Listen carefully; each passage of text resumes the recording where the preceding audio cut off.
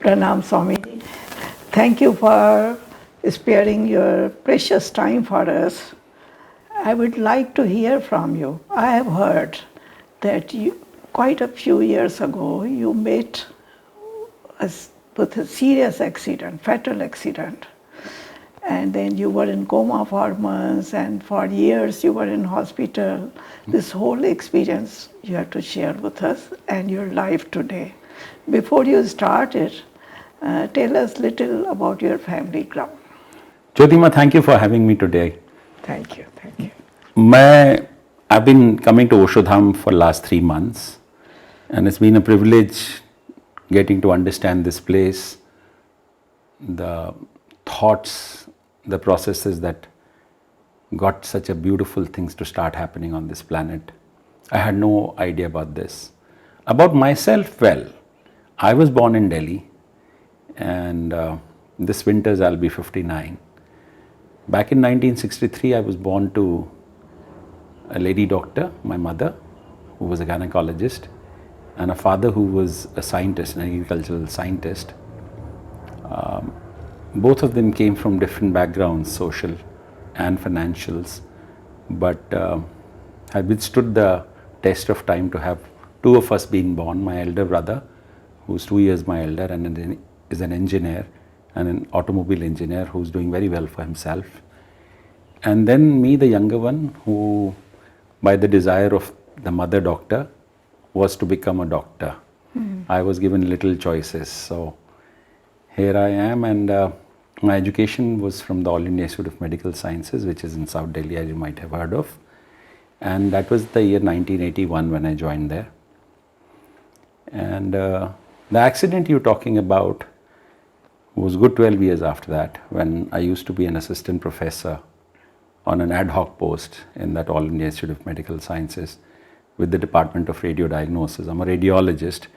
I look at black and white images and I talk to patients and doctors and try and figure out as to what is ailing the patient. And my job is investigations and diagnosis.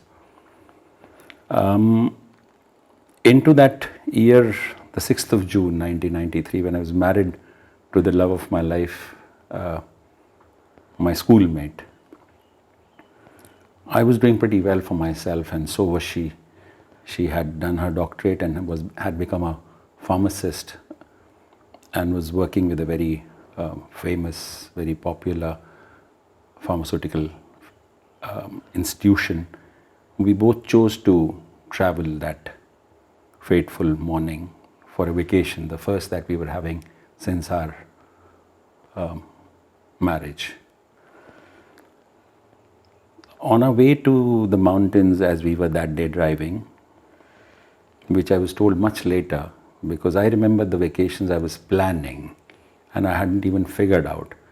But the next thing I remember is waking up in a winter morning, and that was already more than 5.5 months later, when I woke up in the ICU of my own All India Institute of Medical Sciences, having earned a notoriety of being the second longest coma survivor in a road accident for my country. A road accident happened during this visit where we were thinking of vacations.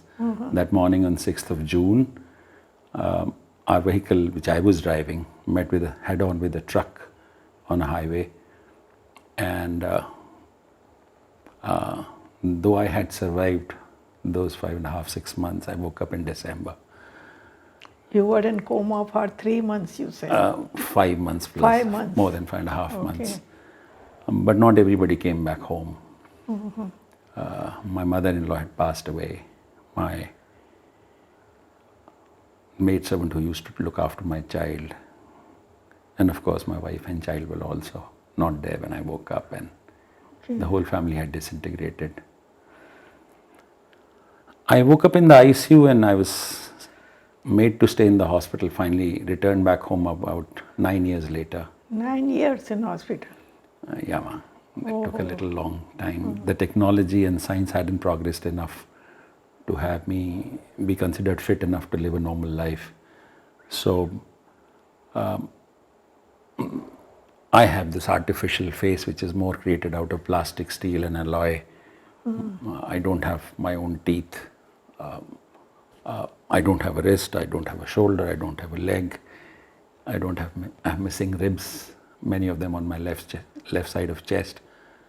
But all this I came to know much later. It was years later that I was told that this all has happened with me, and it didn't even register that time, because I had, with the kind of trauma that I had gone through, I had even forgotten what my name was or what I used to do or where I used to live. And like memory loss. yes, completely. I had no idea. Okay. And coming back from there has been a miracle of a sort, whereby many friends of mine, many teachers of mine, colleagues have been figuring out as to how this recovery can help others with similar experiences come back to the level of alertness, awareness, and life that I could come back to. It's been a painful journey, at least to start with.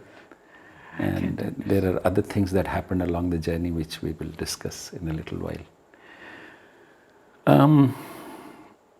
I had spent 11 years as a student and a doctor in the All India Institute of Medical Sciences, and I'd spent an equal number of years as a patient. It has been a wonderful experience, having seen life from both sides of how it appears in a matter of sickness and illness. When you're trying to help somebody and when you're the one who's receiving the help. And given that I don't have family members for a long, long time now, next year it'll be 30 years, another 6 more months and it'll be 30 years since the accident happened. It has given me a lot of time to think about myself and the way life has unfolded for me. I have been lucky in many ways, and in fact, everything that happened has helped me evolve to the person that I have become today, and is helping me do so further. I had not known of Bhagwan Rajneesh till about 4 months back, but then a friend of mine suggested that we could spend one evening here, and it didn't make sense to me. I came, I couldn't understand much of this. I went back and returned some 2 weeks later all by myself alone, so that I could get it the way it is meant to happen to me, rather than somebody trying to show me around. And here I am all these 100 days later, sitting with you and talking about this wonderful journey of life. And thank you so much for allowing me this conversation. You are calling it wonderful journey. Yes. Yeah. I call it wonderful because I won't be sitting here if that hadn't happened. Okay. All these people won't be listening to me if it hadn't happened. You took it so positively. If I could give some perspective of what I feel about it, if we were to finally see where we'll end up, we'll all end up as particles of carbon, eventually. But buried under millions of tons of pressure for trillions of years, one day some of us will turn into diamonds. And if the pressure in severe pressure has already started to happen, I must be turning into a little diamond myself. So my value is increasing. And still, even after I turn diamond from carbon, it would need to be chipped, and it would need to be glazed, and it would need to be rubbed, and it will need to be injured further, and so that it eventually starts to shine. And he has done a brilliant job of it, I think, and continues to do so, and I'm so grateful to him for that. I have had little exposure to spirituality, religion, given that both my parents were ardent academicians, and they came from humble families where education was not really much of consideration for children. One becoming an international scientist and the other becoming a leading gynecologist was a rare thing in that time when they were. But having gotten what they got out of all that education, they made sure that I continue to indulge only in one thing, and that was academics, which certainly got me a lot. As a student in the 6th standard in school, I was given my first scholarship where I was told by the school that from here on till you study in the school, you'll not have to pay academic fees. Your books will be free, your uniforms will be provided free. Then another couple of years and I sat through what is called National Science Talent, and then they said, as long as you study in country India, your education will be free. Like a scholarship. Yes, a lifetime scholarship. Being a brilliant student. Being an idiot who's only with the books. Idiots But don't then I get scholarships. met another person who was all the time reading, and books brought him to a level where he rose to being a god. So today I'm validated by the thing that I was spending my time with a lot of books, but not the variety of books that I needed to. And having come to Osho Dham and in contact with Osho's thinking, I realized how much there is still to learn and how much more the knowledge can be used for the betterment of all of us. But till that stage when I was in the medical college and studying and teaching and learning and doing what I was doing as a routine activity, all the time involved with my work, I turned out eventually to be a very self-centered person. Everything I would do would only be with the consideration as to what is there for me. Okay. And then this accident happened, and for the first time in my life at the age of 30, 29 and a half, well, I stopped for 10 years. I had no options. I was in bed with missing limbs, with a face so I couldn't talk, with a hand so I couldn't write, and I couldn't express myself, and there was darkness, there was pain. And for the first time after 3 decades, I had a lot of time to myself to think as to what has happened. Your memory started coming back. Memory, yes, did. People used to play games with me as to ask me, what is your name, what did you eat this morning, who came to see you yesterday. And most of the time I would fail in the first couple of years. I would not remember any of this. But gradually I saw everything was coming back. Okay. And a few years later, well, not to the sharpness that I was, but I managed to hold my ground. And in a couple of years' time, I was insisting that I be taken back to my hospital in my chair where I would sit and talk to my patients. And I started working again. Before the end of the first year, I was already back in my chair with a lot of support. In fact, the first patient I saw, I remember I was myself on a stretcher and the other patient was on a chair. And I was attending to the patient that time. But soon, things have improved, and as you can see, I can. And this is all about modern technology. This is all about modern science. This is all about application of modern knowledge. And today I would like to much also talk about what wonderful times we have lived through. The 6 decades that I have experienced on this planet has brought remarkable possibilities available to mankind. If we intelligently were to use it, a whole transformation about this planet can happen. And it all now depends on our wisdom. Knowledge, well, knowledge is in plenty currently.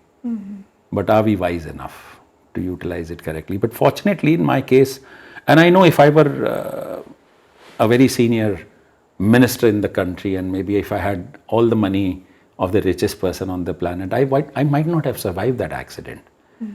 It was all because of the wonderful teachers and colleagues and friends and the institution I had spent 11 years with, that 12 years nearly, that they chose to experiment with me, to apply, to see, to figure out if the theories that they were working on were practically correct. So this then happened a lot of failures and successes, and redo the surgery and redo the surgery, and try this alloy, try that plastic, try that prosthetic limb, use some more blood from somebody, use some more skin and muscles and bones from another patient.